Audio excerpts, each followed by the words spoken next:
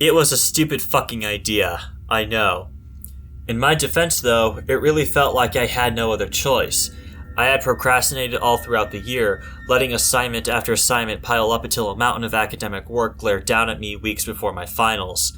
Of course, I had to lie and beg and plead in front of every single professor to wish this mountain into existence in the first place. It was a miracle that they didn't just toss me out of my ass. I was desperate, willing to do fucking anything to claw my way out of this hole I had willingly jumped down into. I did not want to fail and go back to my shithole of a hometown. So when my buddy Travis called me and told me he had the answer to my problems, I almost fainted from the cocktail of relief and thrill that flooded my veins. Every word that slurred out of his mouth sounded ridiculous, as it usually does, but I ate that shit up like I hadn't ever heard anything more reasonable before in my life. A free experimental drug that improves my memory, enhances my brain power by over 10 times? Sign me the fuck up. This is the shit, bro, he said, giggling, sending smoke steaming out of his nose. The stench of weed clung to him like grease on a pan. You'll get your fucking homework done by tomorrow morning, trust me. I took the pills from his hand and slammed the door shut in his face. Giddy with excitement, I marched back to my study table, plopped myself down on my creaky swivel chair, and popped those suckers right into my mouth, not even bothering to take some water to push them down my throat.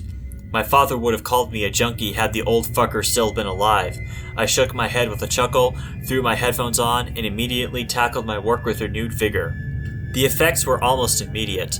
My eyes widened, my scalp began tingling, sweat trickled out of every pore in my forehead, and my heartbeat quickened. I felt like a horse pawing at the ground, ready to charge into battle. And then it happened. Things actually started to make sense. All those equations and concepts I had struggled with, all those theories that had flown over my head, they all started to register in my brain. It was like a colossal machine with millions of cogs and wheels had suddenly been disassembled in front of my eyes, only to be put back together in a way that made me understand each working part, and the whole. I licked my finger and flicked page after page, letting all the knowledge wash over me and into me. My hand flew over my notebook, scribbling down solutions to complex mathematical problems that just an hour ago seemed as incomprehensible as hieroglyphics. Euphoria welled in the pit of my belly as I checked my watch. Only 10 minutes had passed and I had already started and finished a paper. God, if I kept going at this pace, I would be done long before dawn. I might even get some decent sleep. My wrist was starting to hurt because of the frantic pace at which I was working, but it was worth it. Anything for that degree. The clock ticked by, and sweat plastered my shirt to my body as I continued to study. The drug was working well. And then it started to work a little too well. It started with a fly drifting above my left hand at the edge of my vision. I frowned, slapped my other hand down, catching the bloody thing in the crack between my fingers. I brought my hand up and observed the little insect squirming and wriggling, trying to escape from between my fingers. My mouth widened when I saw it wasn't a fly at all, but the letter W. Had the texture of sandpaper. My mouth moved silently. What the fuck? More such flies, no, letters, appeared in my vision, drifting upwards like dust motes in a beam of retreating sunlight. The fucking letters were peeling themselves off the book I was reading. I tried to catch them in my hands and slap them back down.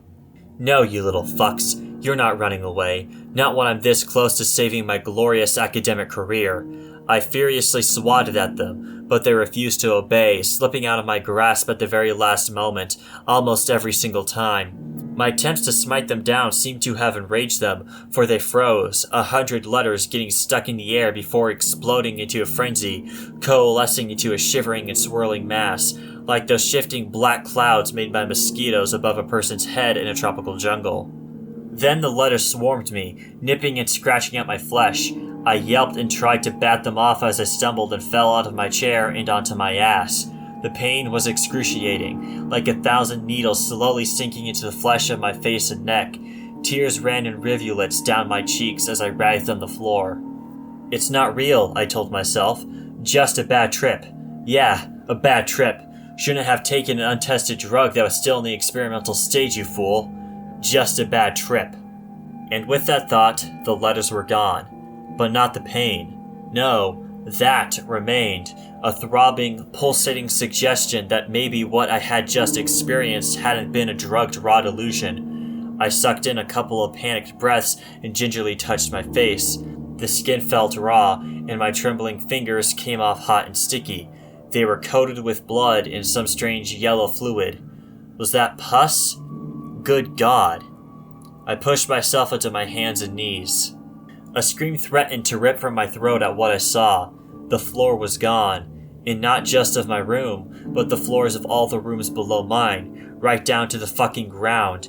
And even the ground was missing, the foundation of the building, the loose topsoil, the packed dirt, the bedrock, all the layers of metamorphic rock that lay beneath it, all gone, vanished. It was like I was kneeling on a perfectly transparent sheet of glass. I could see an ocean of molten lava turning beneath my hands, great swells of magma crash against one another, sending sparks flying into the air. I could feel the heat on the palms of my hands, feel it wash over my face. Fear coiled around my chest. Not real. Not real. Not real. I turned my face away, tried to look elsewhere. Bad idea. The walls of my room were gone too, and I could see thousands of miles straight ahead, through trees and stone and concrete and hills and forests and gigantic mountains, right up to the spot where the earth curved. There my vision faded into an otherworldly shimmering mist. I squeezed my eyes shut, gripped my teeth so hard I could almost feel them grind away, layer by layer. That's when the sound exploded in my ears. My fearful, shivering breaths, my racing heartbeat, the whirring of the ceiling fan, the honking of cars outside, a million conversations, tapping of boots on stone, chittering of birds, grinding of construction equipment, roar of airplanes and lions, gunfire and screams, and the gentle lapping of waves on a canoe in a river on the other side of the world. I could feel blood trickling out of my ears. I tried to stem the flow by clapping my hands tight on them. I curled up on the floor, crying and blubbering. Not real. Not real, just a bad trip. A really fucking bad trip. Then a voice pierced through the cacophony, silencing the noise with the grace of a conductor bringing the most exquisite composition to an end. It's not a trip, kiddo. I'm afraid it's very real. More real than anything you've ever felt. My heartbeat ground to a halt. I could feel the muscles in my heart stretching in agony as I recognized the voice. It was my father. Dad? I cried, my voice like stone dragging against a sheet of glass. What's happening to me? You've opened doors that should have stayed shut, son. But what does that mean? I stammered. I heard footsteps, leather shoes clicking on glass. It's the human experience, the sum total of touch, sight, sound, smell. Taste too? Yes, so limited. So limited. An island. No. Flotsam, drifting in an ocean of infinity, a most angry, violent ocean, not what such a weak consciousness can handle. No siree. You're not making any sense. What the hell are you talking about? The footsteps came to a stop, somewhere near me, I think. I couldn't really trust my senses anymore. I wanted to open my eyes and see who was talking to me, whether it was really Dad, but I couldn't do it. I was so very afraid. The world, as you perceive it to be, isn't even a fraction of the real thing, kiddo. Not even the tip of the iceberg. No, more like trying to look at the murky depths of an ocean from the surface. Can't be done. Try too hard and you'll drown. Heh, like what you're doing now. It's the limitations, you see. The spectrum of visible light, the sound range that your ears can comprehend. Restrictions, to protect the fragile human mind and body. What? I asked. He said, as if thinking of ways to simplify things. You're starting to perceive the world for what it really is, son, and it's tearing you apart. How do I stop? What should I do? I got no response. Frustrated, I snapped my eyes open to look at him, to see what he was. What I saw broke my mind. The world was alight with rays from across the entire electromagnetic spectrum. I could sense the heat in things I couldn't see around me, feel which spots crackled with the best radio coverage. I could see everything and nothing all at once, two impossibilities superimposed on top of one another. Jagged beams of light crisscrossed all around me. Fractals of strange colors I had never seen before in my life began blooming like flowers in front of my eyes. over and over and over, different colors each time, brighter than green, duller than pink. Ugh, how exactly do you describe colors you've never seen before? Colors that shouldn't really exist. You really shouldn't have done that. I turned, the world of bright lights and colors twisting and shifting with me. A short distance to my right was an amorphous black blob, roughly the size of a human and studded with 1,000 tiny glittering stars. It seemed to be observing me. Was this the thing that had taken my father's voice? "What are you?" I asked. "A failsafe," the blob quivered. "You need to leave, son. Like, now." I opened my mouth to ask another question, but was quickly stopped in my tracks by the harsh sound of static that filled my ears. It stormed my head, made my jaw ache. It was soon followed by a high-pitched keening noise, like the deafening cry of an enormous whistling kettle. I could feel the sound like a rusted needle scraping at my eardrums, making them bleed. I fell on my knees again, screaming in pain. I tried to close my eyes, but something was stopping me. It was as if I'd lost total control over the relevant muscles. The blob clicked to my dad's tongue. "Oh, kiddo, you're in trouble now. They've noticed you." "They?" I bellowed. "Who?"